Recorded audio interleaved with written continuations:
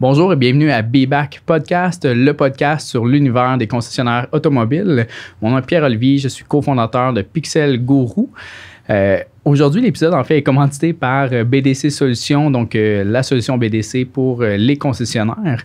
Aujourd'hui, le sujet, c'est un sujet que j'aime précisément. C'est un sujet qui concerne en fait la gestion du temps, l'optimisation de ses journées en fait. Et je reçois Simon Lausier qui est en fait mon ancien partenaire dans Pixel Guru, donc cofondateur de Pixel Guru. Il fait 1 million d'autres choses en même temps aussi. Donc, c'est la raison pourquoi il vient de parler de l'optimisation de son horaire et de sa vie en général. Salut Simon, comment ça va? Ça va super bien, Pierre-Olivier. Yes, content de te recevoir après tout ce temps. Oui, exactement. Donc, tu m'en as parlé beaucoup de tes podcasts. Oui, exact. Là, on y est. Simon, tu peux prendre un petit 5 minutes juste expliquer un peu aux gens de ton parcours parce que tu es dans plusieurs projets. On a parti Pixel Guru ensemble dans le temps. Tu es impliqué dans les concessionnaires, dans l'immobilier, dans 1 million de projets. Juste nous faire une petite mini bio sur ta vie en général. Puis après ça, on va partir sur le sujet de comment tu fais pour gérer tous ces projets-là ensemble. Là, Oui, ça me fait plaisir. C'est ça, Simon Lausier, 39 ans, père de 3 enfants. C'est vrai, en plus, un nouveau. Un nouveau, à la maison, exact. Fait que, qui m'a pas laissé dormir trop la nuit passée. Fait que peut-être les petits sons, c'est pour ça.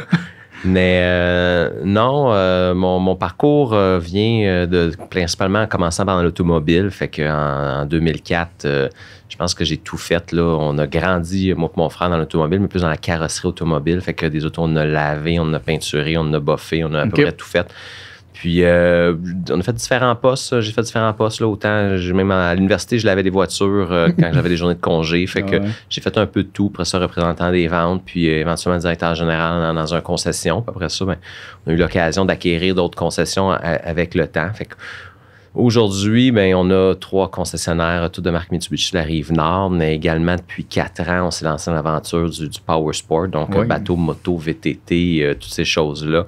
Fait qu'on a maintenant 4 magasins sous le nom de Motoplex. Par ailleurs, là-dedans, il y a un peu d'immobilier. Nos chemins se sont croisés il y a 5-6 ans pour se passer dans l'aventure Pixel Guru. Malgré tous les projets que j'avais à ce moment-là, j'avais toujours dans l'idée, là, comme je t'avais dit au début, d'essayer de partir l'entreprise parfaite. L'entreprise parfaite, pour moi, c'était peu d'employés, pas de locaux, simplicité sur le web, quelque chose qui a une possibilité de croissance grande. Fait que je suis quand même fier de ce qu'on a fait ensemble. Dans le fond, on avait l'idée, on l'a fait, puis on a eu un résultat. Fait que maintenant, je suis plus dans Pixel Guru, mais bravo à toi pour la continuité. Pour la suite. Pour la suite, exact. Puis c'est ça, des projets, tu le sais, les 5 ans qu'on s'est côtoyés, j'ai tout le temps une idée, tout le temps un projet qui m'arrive. Tu sais, même on a failli, on boit un prêt à boire, on a failli en partir un, ça passait proche. Fait que j'ai toujours aimé ces idées-là. Puis je suis également beaucoup impliqué dans, je suis président du DAM pour Mitsubishi Canada. Je suis sur un board pour les produits. Nouvellement aussi, je vais être sur le board des concessionnaires Nord-Amérique pour Arctic 4 pour les produits VTT. Puis, fait que j'ai toujours aimé toucher un peu à tout, me tenir informé, tout ça. Puis, je pense pour le faire, c'est un élément bien important. Ça donne une bonne gestion du temps. C'est ça qu'on s'était dit qu'on va jaser. Je pense que là, je vais parler de moi-même, mais je vais essayer aussi de faire allusion à peu près à tous les niveaux parce que même si on est un représentant des ventes dans une concession, la gestion du temps devient super important. Là. Je pense que c'est vraiment ça qui permet de faire grandir une personne. Je suis loin de dire que je suis parfait. Même au contraire, ma femme, elle va le voir l'épisode, puis elle va trouver ça drôle parce que je suis moi-même passé par des moments où c'est que la gestion du temps, je la faisais mal. Je me souviens des commentaires que ta blonde avait hâte que tu lâches la pédale un peu. Là. Ouais, exact. À un moment donné, ton assiette est trop pleine, puis quand ça commence à déborder, c'en est même dangereux. Fait que je pense qu'on finit tout dans notre carrière, peu importe le niveau de notre carrière, à passer par là, à se dire à un moment donné, hey, wow, là, j'en ai trop. Faut que je me réorganise, faut que je gère mon temps. Puis, des fois, tu sais, on est capable de toffer ça pendant 6 mois, 1 an, 2 ans, 3 ans, 5 ans, mais c'est pas vrai qu'on va être capable de faire une vie avec un assiette trop pleine. Une vie saine, Une vie saine, exactement. Puis aussi une vie saine, mais pas juste pour nous, parce que des fois, ça se reflète à la maison après ça quand on arrive avec trop de projets. Pas juste des fois, d'après moi, c'est pas mal tout le temps. Pas mal tout le temps, oui, exact. Fait que c'est le sujet que je voulais toucher aujourd'hui. Je pense que je suis passé par là J'ai travaillé beaucoup. Moi, ça a été dans les 3 dernières années un gros focus de ma carrière de dire hey, comment je peux gérer ça. J'ai pris un coach, j'ai consulté un psychologue, j'ai travaillé beaucoup là-dessus, j'ai lu beaucoup là-dessus. Fait que c'est le sujet que je voulais couvrir aujourd'hui avec toi. Est-ce que tu as déjà passé proche ou senti que tu étais vraiment sur le edge là, de craquer ou de faire comme écoute, j'ai goût de tout jeter là ou juste de pas me lever demain matin, là, genre de pas de. C'est juste de pas rien faire demain. Là, ben, je pense que oui, absolument. Ça, je pense qu'on peut le vivre de toutes sortes de façons, chacun de notre côté. On le vit tout pareil. Moi, c'était pas de pas me lever le matin, mais c'était plutôt plus de pas m'endormir la nuit. Tu sais, c'est dans le sens que... Ou de me lever tellement de bonne heure puis avoir tellement de sentir une obligation de devoir me mettre au travail à la maison à partir de 4h30, 5h sur mon ordinateur puis de croire surtout dans ma tête que c'était la solution, c'était la bonne chose. C'était comme ça que j'allais m'en sortir. Fait que oui, j'ai eu un moment de difficulté comme ça, puis c'est un moment donné en se disant, wow, alors ça c'est pas. On se rend compte que pour 1 mois, 2 mois, 3 mois, ça fonctionne. Hey, je suis capable de me lever tous les matins, ben de bonne heure, puis commencer à pitonner sur mon ordinateur, mais c'est pas viable à long terme. Fait que oui, j'ai déjà passé par là. Fait un grand pas de recul. Moi, je suis un cartésien dans l'âme, donc j'aime analyser, j'aime comprendre, j'aime que tout soit organisé. Donc, ça m'a peut-être permis de voir ça arriver, faire un grand pas de recul, me dire, OK, non, c'est pas quelque chose qui peut marcher à long terme. Puis j'étais un gars, moi, de moyen-long terme, d'avoir un plan de vie, tout ça. Puis là, je me disais, non, c'est pas là que je me vois. Ma femme me l'a dit aussi que c'est pas là qu'on se voyait ensemble. Fait oui, j'ai agi en conséquence. J'agis encore aujourd'hui en conséquence parce que je pense que, tu sais, quand on est entrepreneur ou... là, je dis entrepreneur parce que tu es entrepreneur, je suis entrepreneur, mais même si on est un employé directeur des ventes, mais qu'on a juste une vision moyen-long terme forte, qu'on veut grandir dans une entreprise, qu'on veut saisir des opportunités, tu sais, faut apprendre à bien gérer notre temps. Puis cette gestion de temps-là, c'est bien, elle va nous créer des opportunités positives. Mais au contraire, si on ne gère pas bien ce temps-là, ben ça peut nous amener on peut l'appeler comme qu'on veut, l'épuisement professionnel, le burn-out, c'est ça, mais tu sais, c'est vraiment... tu sais, quand on est entrepreneur, c'est plus fort que nous. Là, on en veut toujours plus, on veut toujours que ça soit plus parfait, on veut toujours avoir de meilleures réussites. On est fiers d'être au travail, mais le soir, entre chums, on est fiers de parler de notre travail. Puis en arrivant à la maison avec notre femme, tout ce qu'on a hâte, c'est qu'on s'assoit pour souper. Même si les enfants crient, j'ai hâte d'en jaser de ma journée parce que j'aime ce que je fais, tu sais. Puis je suis persuadé que c'est la même chose que pour toi. Mais il y a quand même une certaine limite qu'on ne doit pas franchir. Ça ne doit pas venir notre élément numéro 1 de notre vie. Parce qu'à un moment donné, ça va finir par nous nuire, puis on va finir par se faire enterrer. Fait que ça, c'est le sujet bien important pour moi parce que j'ai remarqué, quand j'ai commencé à vraiment bien travailler, à bien segmenter mon temps, je suis devenu rapidement beaucoup meilleur que ce que je l'ai jamais été. Puis là, maintenant, je regarde ça aujourd'hui, mon assiette est pleine, mais il me reste encore beaucoup de place. J'ai l'impression que je peux dire oui ou regarder plus de projets qu'avant. Puis sans même me dire ça va me remplir, ça va m'en mettre trop. Puis ça m'ouvre aussi l'opportunité de saisir des fois des éléments ponctuels pour lesquels ça m'a toujours passionné. Hey, j'ai entendu parler de ça, j'aimerais ça aller à cette conférence-là, mais je la saisis la chance. Pourquoi? Parce que mon horaire me le permet. Tu sais. Puis comment t'es arrivé là? Ouais, comment je suis arrivé là? Ben, beaucoup, premièrement, il faut réaliser qu'on a atteint la limite. Ça, je pense que c'est important. On la réalise à différents moments, mais je pense que je l'ai réalisé assez tôt, moi. Après ça, c'est d'en parler. Je pense que c'est important d'en parler avec les gens importants autour de nous. Donc, moi, c'est beaucoup avec ma femme, dans le sens que elle le voyait, elle le ressentait. Oups, on en parle, elle me donne un peu son point de vue. Faut aussi vouloir en parler en étant très, très ouvert. Parce que si on est fermé puis on se dit « Ah non, c'est pas vrai. » Non, elle peut pas comprendre ou c'est pas vrai qu'elle peut pas comprendre. Elle comprend sûrement mieux que toi, en fait, parce qu'elle est pas la tête dedans. Là, elle le voit objectivement. Là. Puis elle a vu le avant comment tu étais, puis elle l'a maintenant. Fait qu'elle voit la différence. Fait que ça, je pense que c'est un bon support. Des fois, ça peut être la famille aussi. Puis moi, mon chemin a croisé au même moment un coach d'entreprise qu'on avait pris pour les magasins de moto. Puis, je me souviens, en partant, le devoir numéro 1 qui nous a donné avant la première rencontre, c'est lisez ce livre-là. C'est un livre, 50aine de pages que lui fait. Puis ça parlait beaucoup, beaucoup, beaucoup de la gestion de son temps, puis de comment diviser, puis comment être efficace dans chacun des éléments qu'on fait. Puis à la première rencontre, il nous rencontre, puis il dit, bon, il dit, là, vous allez me prendre un crayon papier, vous allez écrire, c'est quoi pour vous, comment d'heures vous voulez mettre à la maison, comment d'heures vous voulez personnellement. Là. Personnellement, c'est je m'entraîne le matin, je m'en vais pêcher avec des chums, là, pas de femme, pas d'enfant, c'est ton temps à toi. Ouais. Comment d'heures tu veux mettre au bureau, comment d'heures tu veux dormir, tu sais. Fait qu'on avait commencé avec lui, puis lui a vraiment amené plein d'idées, de trucs, de façon de voir ça, de façon d'imager ça. Puis surtout, de se créer un engagement à se dire, OK, mais on va se dire 2 ans, puis ce que tu mets ton horaire parfait sur papier, tu as 2 ans pour l'atteindre. Okay. C'est quoi si on fait une pause, le livre, as-tu le droit de te dire? C'est un livre que tu peux acheter en librairie? Ou? Non. Ben, je sais pas. Lui, c'est un livre qui donne au moment... qui vient avec la formation. Qui vient avec la formation, le coaching et tout. Fait que j'ai pas le nom du livre. Je pense pas que c'est quelque chose qui peut s'acheter.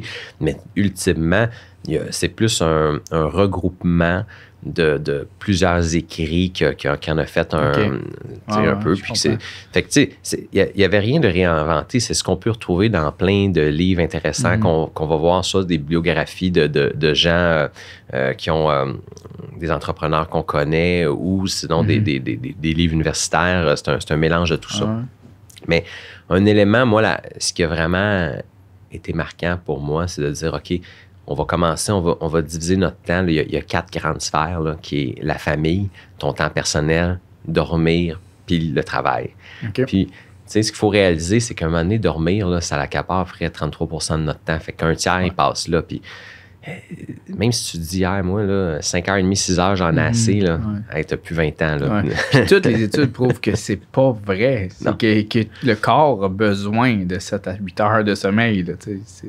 T'as bien beau dire que t'es fonctionnel, oui, mais t'es pas optimal. Tu pourrais être mieux. Exact, c'est ça. Parce que, oui, tu vas être fonctionnel, mais ça va te nuire après ça dans les autres sphères. Puis, ce qu'il faut comprendre, si tu dis, OK, moi, c'est 8 heures que ça me prend pour dormir, moi, ça me prend 8 heures. Mais c'est 8 heures de dormir. C'est pas 8 heures de je me couche dans le lit, je pense pendant 2 heures que la tête me fait aller, j'ai mon petit calepin sur le bord, je me mets des notes. J'ai un calepin puis je me mets des notes à l'occasion. Mais ça compte pas dans mon 8 heures de sommeil. C'est pas parce que t'es à l'horizontale que t'as dormi. Là. Exact. Fait que tu sais, ça, ce bout-là est important. Faut vraiment le protéger, à mon avis. Après ça, il y a la partie famille. Ça, c'est libre à nous après ça. Comment de pourcentage famille on veut versus personnel versus travail. Ça dépend de la situation aussi. On a de plusieurs. Là, pas d'enfants avec enfants. C'est pas qu'il y a une demande supplémentaire avec des enfants. Ça, c'est certain. Puis tu sais, quand on parle de la vie familiale, là, c'est pas juste le bon temps à aller cueillir des pommes avec les enfants. C'est également le temps de je fais les lunchs, j'ai besoin de magasiner pour des bottes pour les enfants, je fais les devoirs le soir. Tu sais, c'est absolument le temps familial au grand complet. Puis ça, encore là, c'est important quand je suis avec la famille, mais il faut avoir la tête focusée à la famille, pas la tête à je pense à mon prochain projet au travail, parce que sinon, c'est pas vrai que c'est du temps à la famille. Après ça, le côté personnel, souvent, là, c'est l'élément qu'on tend le plus à oublier, tu sais. Puis ça, c'était même une discussion au début avec ma femme, genre, j'en prends plus de temps personnel. Puis elle dit, mais pourtant, je disais non. Puis moi, je m'étais dit, OK, dans la prochaine 2 ans, je veux prendre du temps personnel. Puis maintenant, je prends du temps personnel de qualité pour moi, puis du temps qui me fait vider la tête. Puis ça, là, c'est l'élément probablement le plus important, même si c'est juste 5-10% du temps, juste un petit peu de temps, juste avoir un petit peu, moi, cette liberté-là. Ça, là, je trouve que ça permet de mieux performer dans toutes les sphères, que ce soit la famille, que ce soit au travail, que ce soit à juste mieux dormir, tu sais. Puis, à chaque semaine, tu prends, mettons, du me time? Ou c'est quoi, qu'est-ce que tu t'es mis un peu comme standard? Non, moi, je me suis pas mis nécessairement à toutes les semaines ou ça, mais je me suis plus dit, regarde, tu sais, à tous les mois ou les 2 semaines, mais tu sais, des fois, c'est quelque chose un peu plus gros. C'est-tu 2 jours, je m'en vais à la pêche ou c'est juste un souper avec des chums ou tu sais, ça peut être variable. C'est juste que tu peux pas te dire que tu vas être pendant 3 mois à pas te prendre un moment pour toi-même, tu sais. Puis un moment pour toi-même, peut-être pour certains, là, mais c'est pas écrasé devant la télé, là, à essayer de mettre ton cerveau à off, là, tu sais, c'est pas nécessairement ça. On a toutes des passions, on a toutes quelque chose qui fait du vélo de montagne, quelque chose comme ça, mais va faire ta passion, va faire ton trip qui n'est pas le travail. Puis je pense que, comme tu disais tantôt, si tu dors mal, ben, tu sais, ton 5-10% qui te reste, tu as envie juste de t'écraser parce que tu n'as pas de jus. Puis même quand tu es ta femme puis tes enfants, ben, tu penses à la job, fait que ça te draine, puis eux autres sont pas contents parce que finalement, ils n'ont pas l'impression que tu passes du temps de famille parce que tu penses pas à eux autres, tu penses à d'autres choses. Fait que tu tout ça une répercussion sur l'autre. Fait que ton temps personnel, finalement, tu finis par pas l'utiliser ou juste aller faire une sieste parce que tu es trop brûlé de tout le reste. Puis fait que tu finis par jamais en reprendre. Là, exactement. Puis, tu sais, là, je pense que si tu es bien équilibré dans toutes ces sphères-là, mais là, après ça, tu reviens au côté, OK, c'est quoi le temps professionnel? Puis c'est important après ça de se dire, c'est comment de temps je veux travailler par semaine. Puis ça, là, prenez un crayon, mettez-le sur papier. C'est facile quand on est entrepreneur. Là, moi, je travaille 40 heures semaine, mais finalement, tu finis par en mettre 58. Pourquoi? Parce qu'à la maison, tu t'es ramené un petit travail. Puis finalement, après ça, ta tête s'est faite aller toute la soirée. Tu en as parlé avec ton chum ou à ton 10% de ta personnel, aller souper avec tes chums au restaurant. Finalement, tu parlais de job tout le long. Je veux dire, mets-le sur papier, puis de le respecter. Puis après ça, c'est de se faire un défi. Si tu as mis 42 heures, mais comment tu fais pour faire fitter tout le travail que tu as à faire dans les 42 heures? Fait que là, c'est là que ça me ramène un peu, OK, on va parler de la gestion du temps, mais dans ton univers professionnel. Mes courriels, par exemple, je reçois-tu trop gère-tu trop d'affaires par courriel que je devrais pas gérer, puis je le fais juste par habitude parce que je veux que ça soit fait maintenant, tout de suite, mais qui en fait pourrait prendre une heure de plus puis que ça soit redirigé vers quelqu'un d'autre. Ça, c'est sûr. Puis, tu sais, il y a une tonne d'outils, puis on va le couvrir. Mais avant aussi que je réalise, c'est que dans la partie professionnelle, moi, je divise ça toujours en 3 éléments importants. T'as ton day-to-day, là. Ça, là, c'est, je veux dire, si moi, je travaille, si je suis un menuisier charpentier, ben, je veux dire, dans mon day-to-day, j'ai une job à faire aussi. Je suis représentant automobile. Je dois vendre des véhicules. C'est la raison du pourquoi on m'a engagé. C'est mon day-to-day.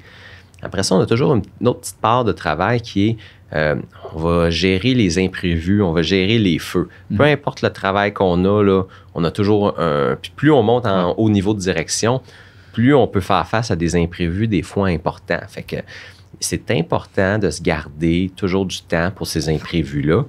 Puis la raison est simple, c'est si on ne s'en garde pas, ben notre 42 heures qu'on s'était fixé va devenir 50. Puis ça peut pas arriver.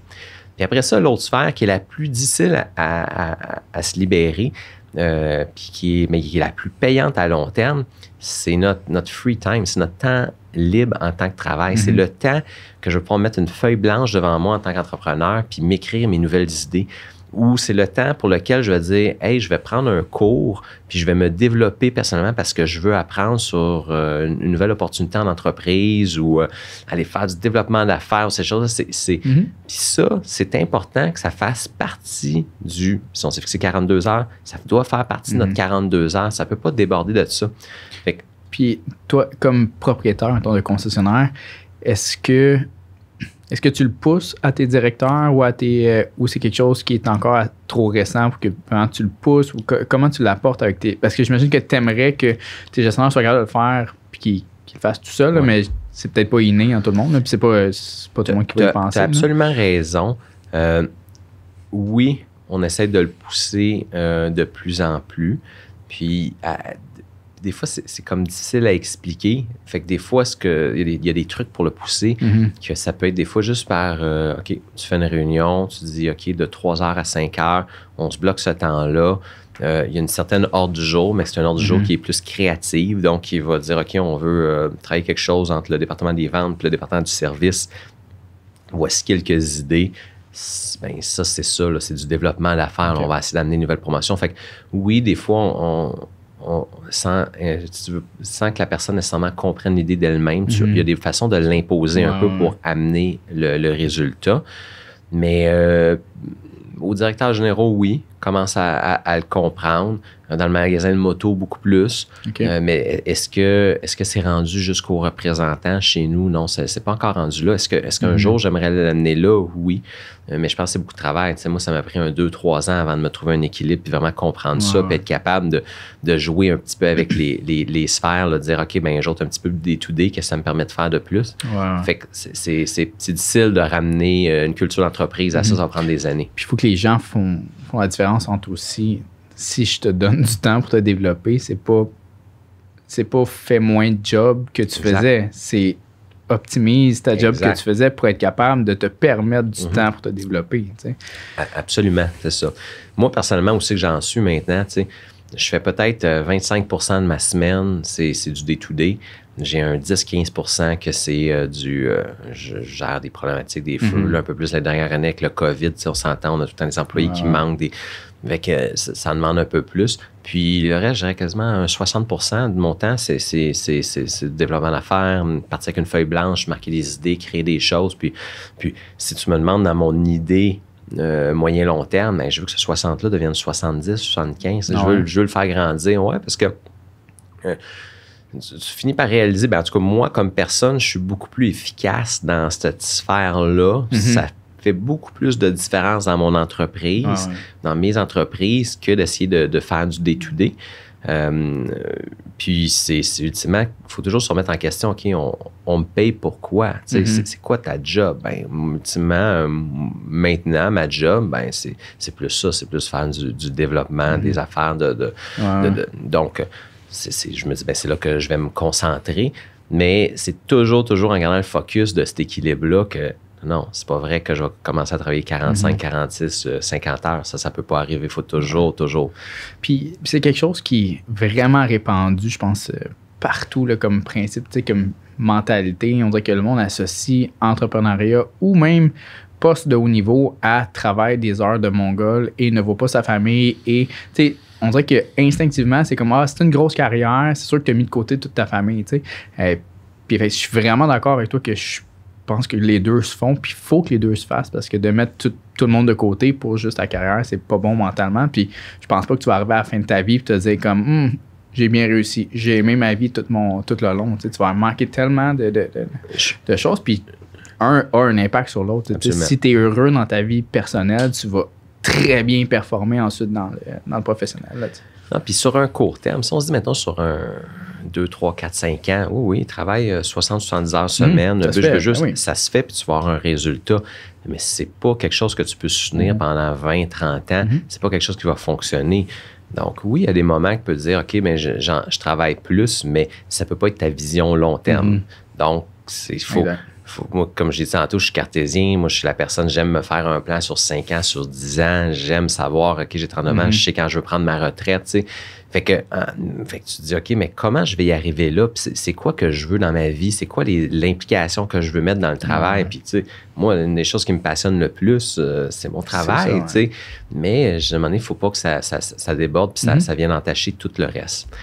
Fait que je pense quelque chose pour... tu sais, quelqu'un disait, hey, comment je commence? Comment je commence ça où, moi, cette idée-là, d'essayer de séparer, de me libérer du temps, là, puis même si je prendrais la chaise d'un directeur des ventes qui écoute, là, comment je commence ça? Puis, juste avant que tu commences sur comment le commencer, est-ce que tu conseilles à quelqu'un qui aimerait le commencer, mettons, qui est directeur des ventes ou représentant, d'aller voir la personne supérieure, là, son supérieur immédiat, de dire, écoute, j'ai ça comme objectif, est-ce que tu me permets d'aller dans cette direction-là? Ou comment aborder ça? Parce que clairement, il va y avoir un changement dans le comportement, dans le day-to-day, là, ou d'arriver avec des résultats, puis montrer les résultats au supérieur. Puis, écoute. Ouais.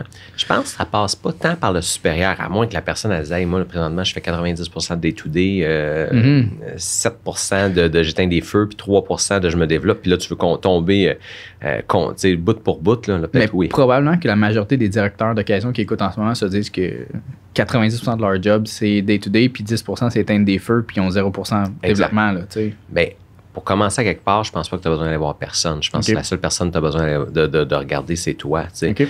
Moi, ce que je conseillerais, c'est prends-toi une feuille de papier, là, puis pas une 8,5 par 11, là, une 8,5 par 40. Comme dans le temps des examens là, qui écrivaient en miniature, là, recto verso. Oui, exact. Puis commence à marquer un peu, c'est quoi tout ce que tu fais dans ton travail? C'est quoi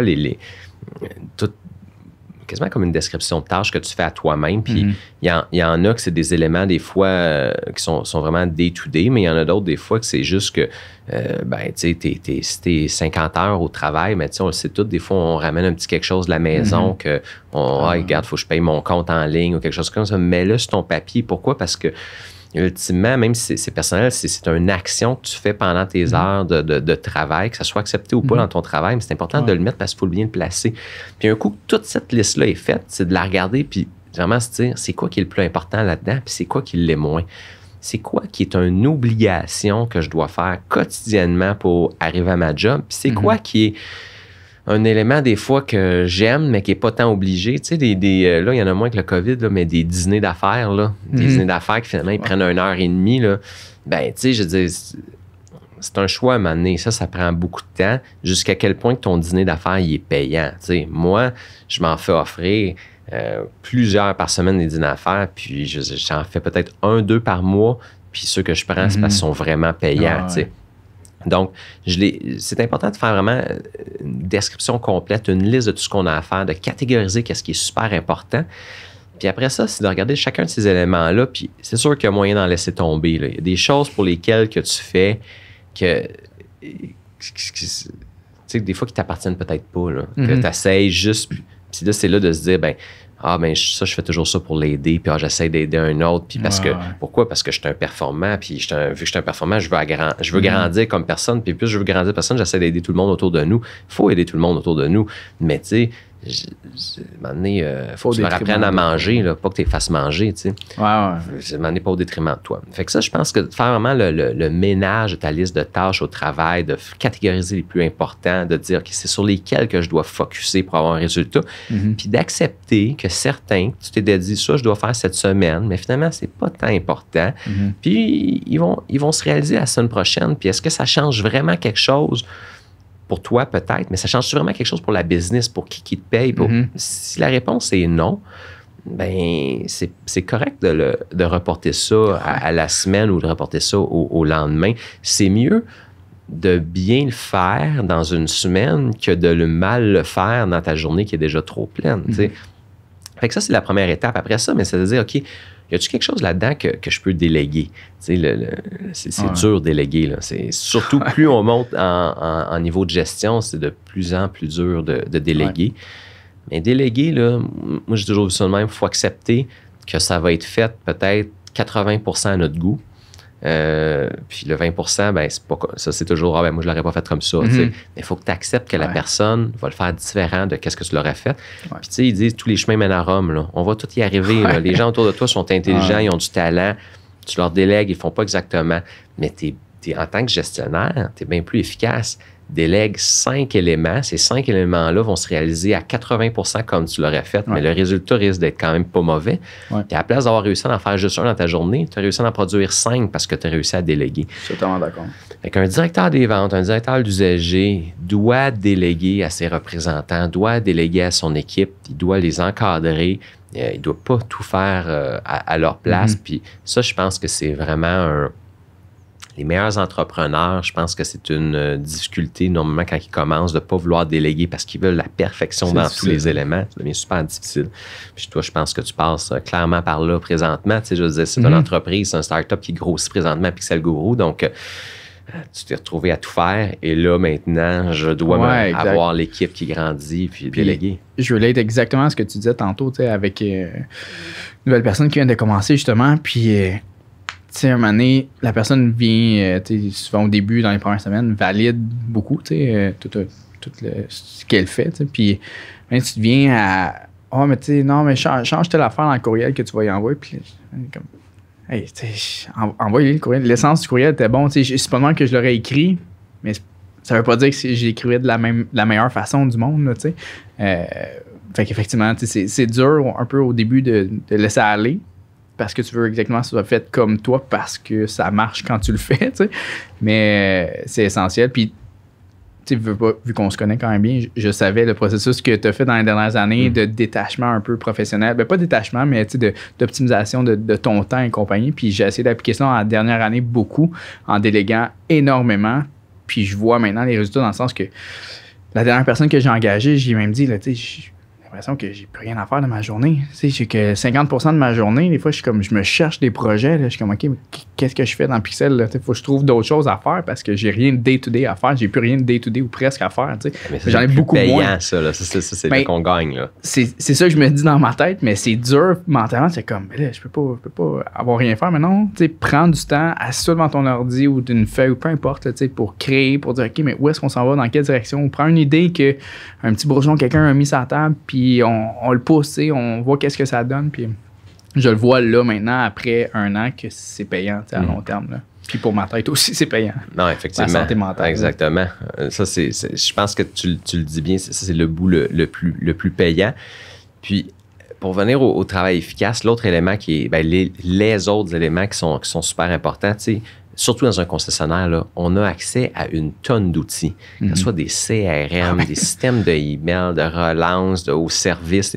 C'est incroyable tous les systèmes qu'on a. Puis malheureusement, souvent, puis c'est le cas chez nous aussi, on utilise une fraction de tous ces systèmes-là qu'on a, pour lesquels qu'on paye souvent mensuellement, que le manufacturier nous fournisse, que le manufacturier nous oblige de prendre.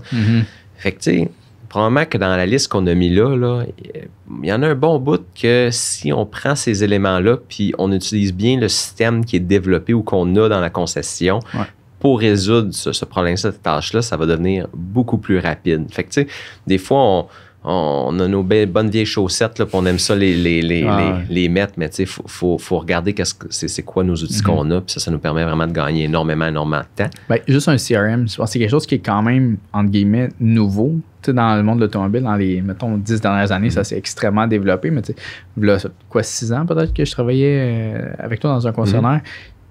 Ça existait, mais personne ne rentrait d'informations dans un CRM. C'est clairement pas un représentant. Mais aujourd'hui, la force d'un CRM, c'est exceptionnel. Là, le temps que tu... Puis pas juste le temps, juste le fait que quand tu revois un client et que tu as toute cette information-là sur la transaction ou sur l'environnement ou le persona de la transaction, c'est incroyable comment tu vas sauver du temps puis tu vas être 100 fois plus efficace dans ta transaction. Tu vas savoir où frapper, quand, à quelle heure. Ben, c'est fou, là. C'est l'autre point que ça m'amène. L'autre élément qui est important, puis ça soit autant un représentant, un directeur des ventes ou un gestionnaire, c'est d'avoir des KPI. Puis les KPI, ça peut être autant les informations qui sont rentrées dans ton CRM sur le client, il est revenu quoi, c'était quoi les cotations, mais c'est juste d'avoir de l'information précise donnée qui encadre ton travail. Fait que si t'es un représentant des ventes, ben, tu vas avoir des KPI sur c'est quoi ta moyenne, c'est quoi ton taux de closing, c'est quoi, tu sais, c'est important. Il y en a qui n'ont aucun intérêt à ça, mais si tu as cette information-là comme directeur, comme gestionnaire, puis c'est toujours la même information, mais ça permet un regard très, très rapide de savoir tu t'en vas-tu dans le bon sens. Et là, tu sais, si tu n'as pas ces informations-là, à chaque fois que tu te remets en question, tu dis, hey, on fait-tu la bonne chose présentement, puis il faut que tu ailles réouvrir tes livres, ton ordinateur, tu refasses des calculs, l'information. Mais c'est beaucoup, beaucoup de temps perdu à savoir, ton bateau s'en va-tu dans la bonne direction. Mais quand tu as les mêmes KPI chaque semaine ou mensuellement, puis tu les consultes d'une façon très, très donnée, puis oups, dès qu'il y a quelque chose qui change de direction moindrement, tu vas le voir. Là, tu vas le voir. Au bon moment. Exactement. Pas 2 mois après, 3 mois après, 6 mois après. Là. Exactement, c'est ça. Mais ça souvent, parce que, tu sais, c'est plus fort que nous, là, des fois, là, j'ai le feeling que, je pense que, mais tu sais, des feelings que, puis des je pense que, là, regarde les chiffres. Les chiffres, s'ils n'ont pas bougé, puis sont corrects, puis sont on track, puis sont dans ton budget, t'es correct, là, tu sais, je veux dire. Là. Fait que ça, je pense que c'est important d'avoir des bons KPI. Puis l'autre élément qui est probablement le plus difficile, c'est d'arrêter ou de minimiser les Moses de discussion de cadre de porte.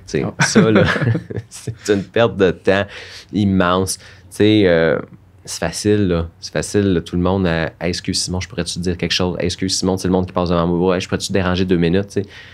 C'est sûr que si tu finis par dire oui à tout ça, ces discussions-là, qui sont souvent un peu non officielles, pas structurées, organisées, pas prévues, ben, vont commencer par un petit quelque chose, puis ça va finir par t'as fait quoi en fin de semaine, puis c'était la fête de mon enfant, puis il y a eu un casse-tête, comme tu sais, je dis, ça, c'est incroyable comment de temps ça peut prendre. Puis souvent, c'est pour ça qu'on entend des fois des entrepreneurs, moi j'aime assez ça, là, je rentre à 6 heures, le bureau avait à 8, de 6 à 8, je suis ultra productif. Oui, c'est sûr que tu es productif, il n'y a personne dans le bureau pour te déranger.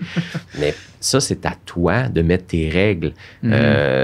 De quand tu as le droit de te faire déranger puis quand tu n'as pas le droit. Donc, la personne, il faut qu'elle s'attende. Si elle passe devant ton bureau et elle te dit est-ce que je peux te prendre 2 minutes te demander quelque chose?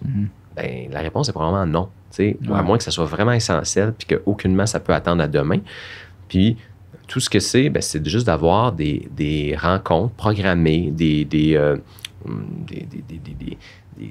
différentes discussions, avoir un horaire établi de différentes discussions. Fait que la personne, elle sait, ton directeur des ventes, il sait que tous les mercredis après-midi, de 2h à 4h, il rencontre le directeur général, puis il doit se préparer un petit ordre du jour, puis l'envoyer d'avance. Puis Puis à ce moment-là, de 2 à 4, c'est de là qu'on discute de ces points-là. Puis quand on la rend officielle, bien, ça l'élimine comme automatiquement les discussions non officielles, là, les discussions de qu'est-ce que tu as fait le week-end.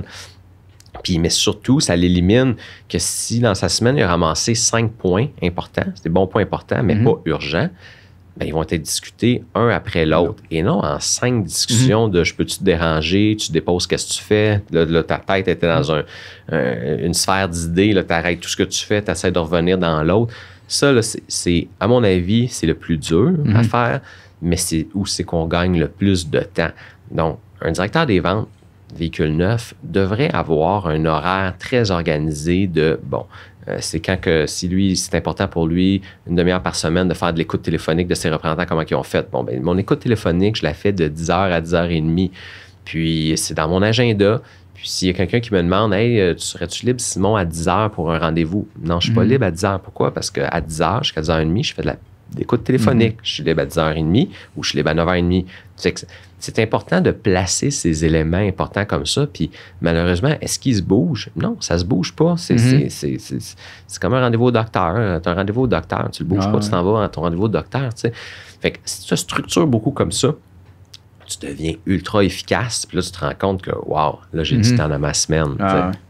Puis comme tu dis, de faire patienter des fois des choses qui sont probablement non urgentes, que le monde veut te parler maintenant parce qu'ils veulent faire de quoi de leur journée là ou je sais pas pourquoi, mais probablement que 50% de ces questions-là ou de ces situations-là vont se résoudre 2 jours de même dans la prochaine heure, la prochaine journée, la prochaine 2 jours. T'sais.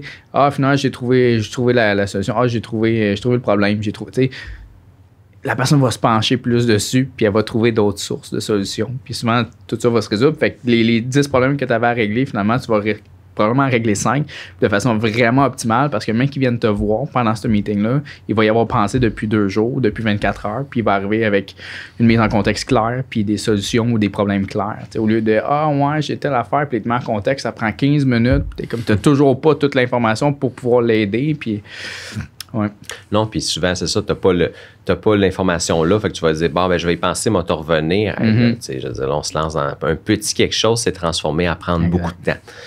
Fait que ça, c'est l'élément. L'autre élément aussi qui est difficile, qu'il faut essayer de minimiser dans une semaine, c'est les éléments spontanés, c'est les feux à éteindre. Là, ça, premièrement, là, à chaque fois qu'il y a un feu, là, en tant que gestionnaire, là, c'est pas vrai que c'est à toi tout le temps de mettre ton chapeau de pompier puis sauter dedans. Je dirais, à un moment donné, il y a des éléments pour lesquels qui t'appartiennent, pour lesquels que tu dois intervenir, puis il y a des éléments que tu ne dois pas intervenir. Puis il y a plus d'éléments que tu ne dois pas intervenir qu'il y en a que tu dois. Parce que si tu interviens dans tous les éléments problématiques, c'est facile, les gens autour de toi, ton équipe de vente ou tes employés vont juste se dire « Ah, problème, c'est pas grave. Simon va le pogner tantôt, va nous le régler, puis c'est lui qui va décider. » Puis ça, c'est ce que tu veux pas. Fait qu'il faut vraiment que tu apprennes au monde autour de toi de bien gérer les difficultés, d'avoir les solutions, d'être innovant des fois dans ses idées, puis d'accepter des fois que, tu sais, un problème, là, c'est quelque chose de spontané que tu n'as pas nécessairement les réponses. Là. C'est quelque chose d'inconnu. Là. Fait qu'il faut que tu sois prêt à accepter que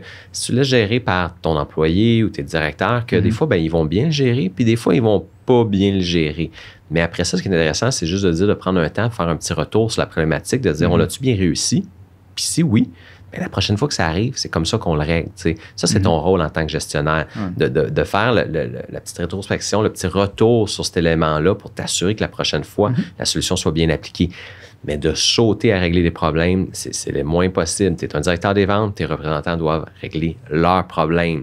Tu n'es pas là pour régler tous les problèmes du monde parce que si tu commences à faire ça, ça prend du temps, puis souvent, c'est... Sacrifie d'autres choses. Sacrifie d'autres choses, puis c'est pas du temps le fun. Je veux dire, rencontrer un client qui est pas content, des fois, l'heure que tu vas passer à l'écouter, si peut-être que tu dois prendre cette heure-là parce que le problème est rendu assez gros, puis ça s'est assez escaladé, puis que t'es rendu là. Mais si, dès que ça l'arrive, ton représentant n'a même pas rencontré ou même pas au courant ou n'a pas eu la discussion en premier lieu pour essayer de le régler, t'agis pas comme de la bonne façon, puis ça va prendre beaucoup de temps ta semaine. Un coup que tu es rendu bon, dans ces deux sphères-là, là, c'est là qui vient la victoire, à mon avis, c'est d'avoir du temps avec une page blanche. Ouais. Puis je pense vraiment, tu sais, les gens là, qui ont un aspect, là, si tu es un représentant, tu nous écoutes, ou un directeur des ventes, tu nous écoutes, puis tu disais, moi, un jour, je veux grandir dans l'entreprise. Fais-toi un plan sur 5-10 ans, où c'est que tu te vois plus tard. Libère-toi du temps en t'organisant, en étant plus efficace, autant mentalement dans le contexte de la famille, tout ça à la maison, qu'au travail. Et mets-toi du temps libre devant toi. Ton 50%, là, tu dis que tu ne savais plus quoi faire, là, ben, un directeur des ventes là, qui se retrouve avec du temps devant lui, là, puis qui amène des bonnes idées pour innover comment aller chercher de nouveaux clients, innover comment avoir un meilleur taux de closing, faire une bonne formation sur ses représentants. Clairement, cette personne-là va se démarquer, puis ça va y ouvrir des opportunités futures. Fait que c'est là, je pense, c'est très, très important.